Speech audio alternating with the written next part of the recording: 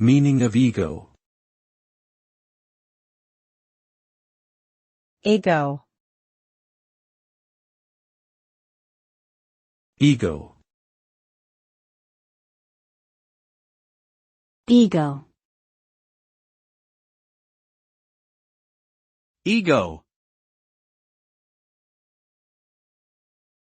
Ego refers to a person's sense of self-esteem or self-importance. It is the part of the psyche that mediates between the individual's desires and the outside world. The ego helps individuals navigate social situations by balancing their needs and desires with the expectations and norms of society. In some cases, an unchecked or inflated ego can lead to harmful behaviors, such as arrogance, narcissism, or a lack of empathy.